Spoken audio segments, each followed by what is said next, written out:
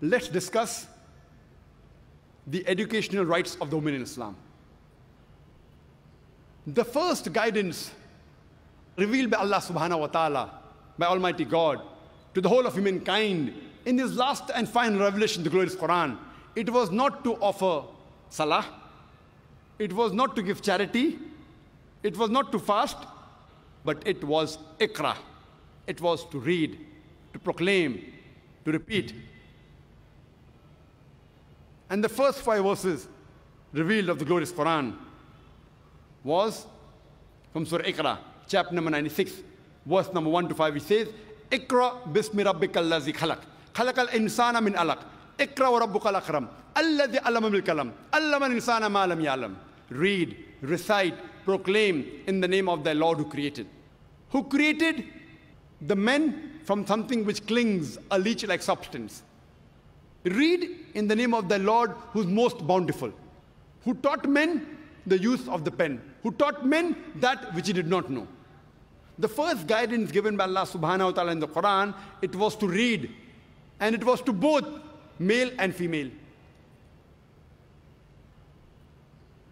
Our beloved Prophet Muhammad said, it's mentioned in Sahih Hadith of Ibn Majah, Hadith number 224, the beloved Prophet said, Ta'alaqul ilm faridatun ala kulli Muslim.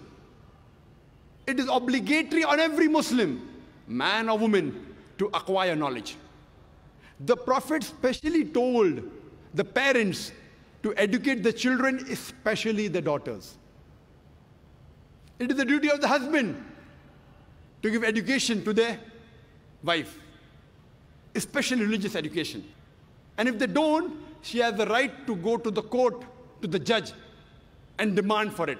If he cannot teach it himself, he'll have to send her and see to it that he educates her. There is a chapter in Sahih Bukhari, when one hadith, the woman, they approach the Prophet, and they tell him that you're always surrounded by men. Why don't you give us a special time? And the Prophet agreed, and used to specially dedicate time to educate only the women. He also sent Sahabas to specially educate the women. And if you read the history of Islam, 1400 years ago, in the days of ignorance, in Yawm al-Jahiliyyah, at that time, we have examples of many women, several women who were scholars. The best example I can think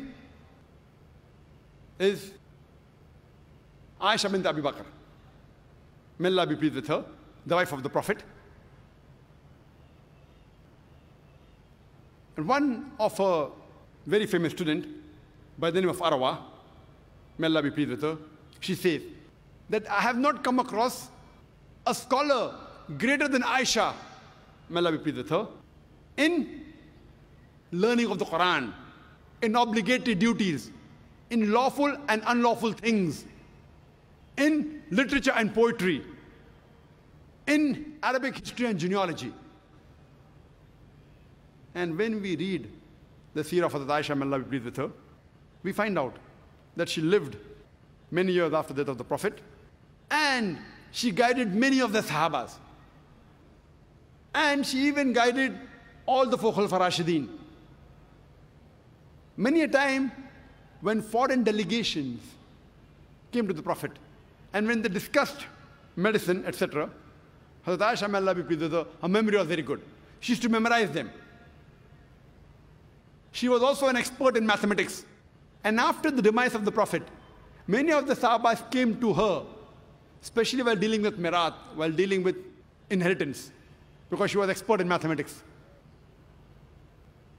History tells us that she has taught several scholars. She has taught no less than 88 different scholars. So in short, she was a scholar of the scholars. And only on her authority alone, there are no less than 2,210 hadith reported. Only on the authority of Aisha, may Allah be pleased with her.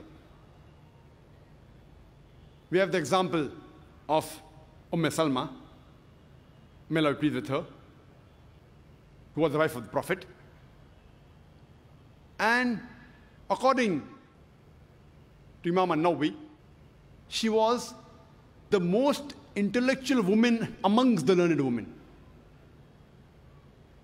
And according to Ibn Hajar, he calls her as an authority. We have the example of Safiya, may Allah be pleased with her, who was the wife of the Prophet. And Imam al-Nawawi calls her as an intellectual woman. We have the example of Fatima bint Qais, who was one of the Sabiya of Prophet ﷺ. But she was so learned, and the immense knowledge she had, that once there was a discussion on issue of fiqh, and she had a point of view, and Hazrat Aisha, may Allah be pleased with her, and Hazrat Umar, may Allah be pleased with him, they objected, but they could not prove her wrong. She was so knowledgeable. We have the example of Sulaim, may Allah be pleased with her, who was the mother of Hazrat Anas, may Allah be pleased with him, who was the famous Sahaba. And according to Ibn Hajar, he says that she was a very intelligent woman. And Imam al-Nawawi calls her as authority. We have the example of Darda, who was the wife of Abu Darda.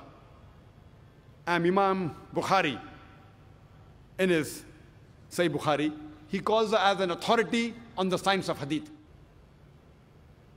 We have the example of Sayyidah Nafisa. Sayyidah Nafisa, she was a scholar, and she taught many students. One amongst her students was Imam Shafi.